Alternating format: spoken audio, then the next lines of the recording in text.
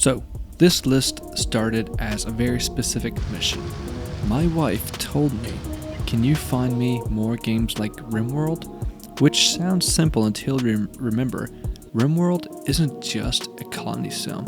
It's a stress simulator, a storytelling machine, and a personal betrayal generator disguised as base building.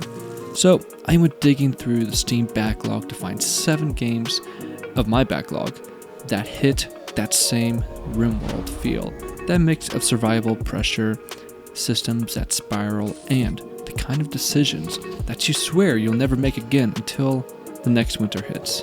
Yeah. So if RimWorld is your comfort game somehow, this list should hopefully help you find some new games. If you love RimWorld, one small problem becomes a full-scale catastrophe energy. Prison architecture is basically that, but with inmates who actively want to ruin your day. At its core, you're designing and running a prison. Layout, logistics, schedules, security, rehab, finances.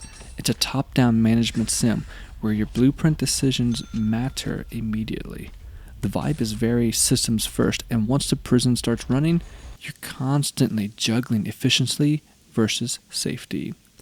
Most players praise how readable it is at first, and then how quickly it becomes a complex web of consequences. The common love is the planning satisfaction, watching your prison run smoothly right up until it doesn't. Criticism usually lands on late game chaos, feeling a little okay, now everything is on fire. So what makes it RimWorld adjacent is that feeling of being responsible for a population you can't fully control. You'll have moments where you're proud of your design and moments where you're staring at it right, thinking, I built this is my fault, I take complete ownership.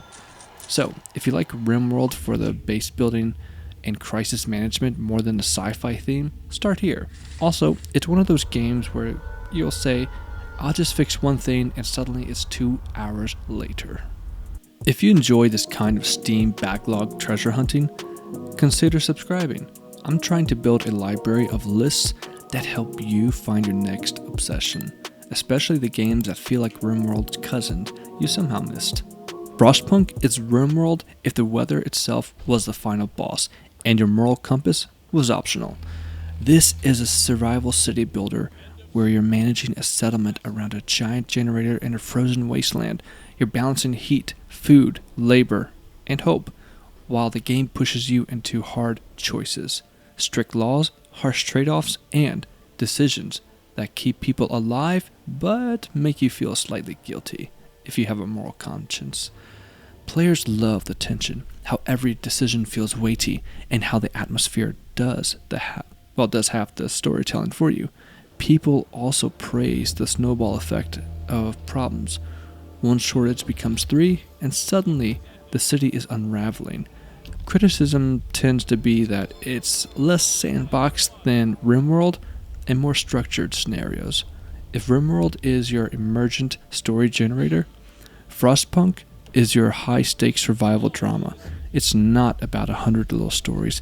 It's about one big, brutal one. This is a pick for anyone who likes the pressure part of RimWorld, where you're making uncomfortable choices and the game remembers. Also, it's the only city builder that can make you feel proud and ashamed in the same 10-minute span. Up next, we have Banished. This is what happens when you ask, what if RimWorld, but quieter? And then starvation answers you back anyway.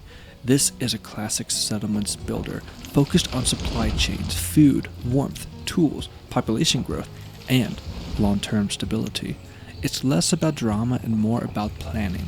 Set up production loops, manage seasons, and make sure your town can survive the next winter without collapsing, which is a hard thing to do. Players love the clean, focused design and the satisfying build a functioning town loop. The big praise is how clear the cause and effect feels. A common criticism is that it can become repetitive once you've stabilized, unless you enjoy optimizing for your own sake. Banished scratches that RimWorld itch for people who love resource management and preventing disaster more than combat or raiders. It's a kind of game where you stare at your numbers storage like they're stock portfolio. If your RimWorld moments are "we survived winter by one meal," Banished speaks that language fluently, just with fewer gunfights and more quiet dread.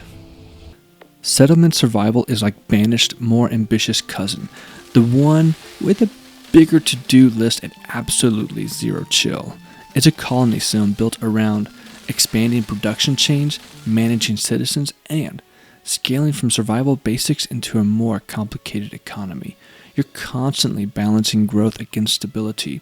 Build too fast and you crash. Build too slow and you stagnate. Players tend to praise the depth of its systems and the satisfaction of setting up complex production lines. The usual criticism is that the learning curve can feel a bit steep in the middle, like the game expects you to already know what you did wrong. This is one of those RimWorld adjacent games that hit the same mental rhythm. Plan, stabilize, expand, panic, and recover. If your wife loves RimWorld for a steady progression, from scrappy survival to a functioning colony, Settlement Survival is a strong follow-up. It's less colonists with drama, more colony as a machine. And yes, you will become weirdly obsessed whether your people have enough tools. So, for the gamers who have wives or husbands out there, and they love RimWorld, definitely check this out. Next up, we have Havendock.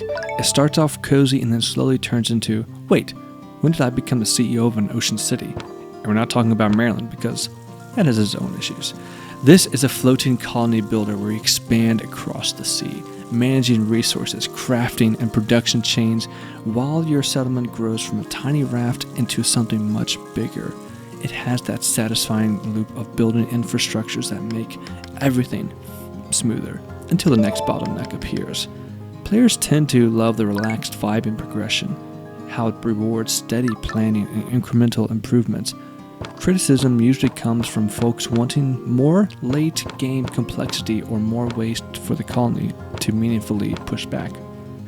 Havendock is perfect if you love what RimWorld is, the comfort of building a home that slowly becomes a self-sustaining little world. It's less punishing, but still scratches that optimize your settlement itch. This is the one I'd recommend when you want RimWorld energy without RimWorld consequences, where no one is going to start a social fight because dining room is 3 tiles too small. Yeah, we've all been there, right? Right? Okay, whatever. Next game. Flotsam. This is a colony sim where your world is basically a garbage ocean, and your job is to turn that functioning place into a society. No pressure, right? You manage a floating town, scavenging debris, building production chains, and expanding your raft-like settlement. The challenge is in routing resources, managing space, and keeping your people supplied while you explore for new materials and opportunities. Players commonly praise the theme and the satisfying scavenging loop. There's something weirdly therapeutic about turning trash into progress. One man's trash is another person's treasure. Criticism tends to focus on pacing or feeling like you hit repeated bottlenecks once the colony reaches a certain size. Flotsam scratches the RimWorld itch through scrappy survival plus gradual improvement, that feeling of starting with almost nothing and slowly building a system that works.